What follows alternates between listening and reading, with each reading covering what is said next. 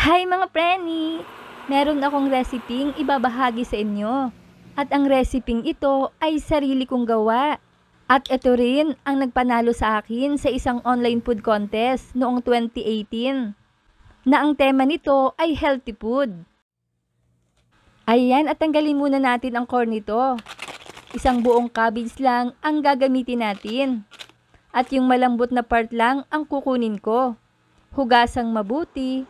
At sa kumukulong tubig ay pakuluan ito ng 8 minuto. Overlow heat lang para pantay ang pagkakaluto nito.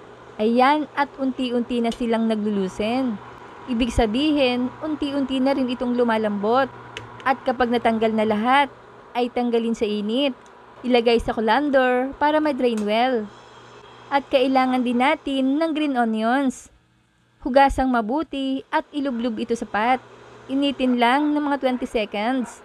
Patayin ang init at palamigin na ang mga ito. At ito naman ang kukumpleto sa ating main ingredients.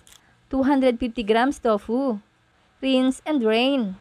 Pwede din naman kayong gumamit nung nabibili sa palengke para mas mura. Make sure lang na fresh pa ang mabili nyo. At meron ding carrot. I-grind lang natin hanggang sa maging pino. O kung wala namang grinder, i-chop nyo lang din ng maliliit na kagaya nito. At para sa kompletong listahan ng mga sangkap ay panoorin ang video hanggang sa dulo. Pagkatapos ay i-crumble lang natin ang tokwa hanggang sa maging pino na ito. Ilagay ang carrots, kalahating tasa ng breadcrumbs, 2 kutsara ng green onions, salt and pepper, taste accordingly, 1 tablespoon soy sauce, 1 tablespoon oyster sauce. Haluing mabuti until well combined. Kagaya nito. At lagyan ng 1 piraso lang ng itlog. Haluin hanggang magsama na lahat ng mga sangkap. Dapat ganito yung magiging outcome niya mga preni.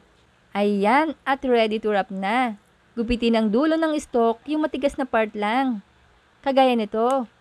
At mag-scoop ng tofu mixture. 3 kutsara ng tofu mixture ang nagamit ko dito. Ayon kasi ito sa sukat ng cabbage leaf. Malalaki kasi ito. Kaya kailangan kong damihan din para di sayang ang dahon. Talian gamit ang green onions. Kaya mas maganda kapag bibili kayo neto ay mas makapal ang hibla ng dahon para hindi madaling maputol. Sobrang dali lang nito mga preni. Pero kakaiba 'di ba? Ito siguro yung dahilan kung bakit nasungkit ko ang first place. Dahil napaka-healthy nito. Yun talagang hindi mo pa rin nakikita sa SOCMED that time. Diyaran, finish na. Super laki talaga ng mga ito. Imagine yung normal na siomai, 1 tablespoon lang ang mixture nun. Eto, 3 kutsara. At initin lang natin ang steamer na may tubig. I-grease ang steamer plate with oil. At ihilera na ang mga prepared siomai.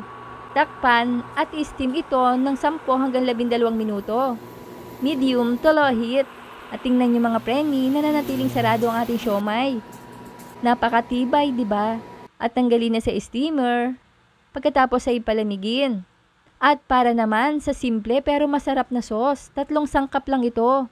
1/4 cup soy sauce, 1 tablespoon sugar, at 1 and a half tablespoon of calamansi juice. O diba, madaling hanapin. Poured na poured nyo din. I-mix lang natin until sugar dissolve. At pagmasdan yung mabuti mga preni para makita nyo naman ang ganda ng texture nito. Ayan, at grabe, inirekomenda ko sa inyo ang recipe kong ito. Dahil nasarapan na kayo, naging healthy pa ang buong pamilya nyo. Try it na.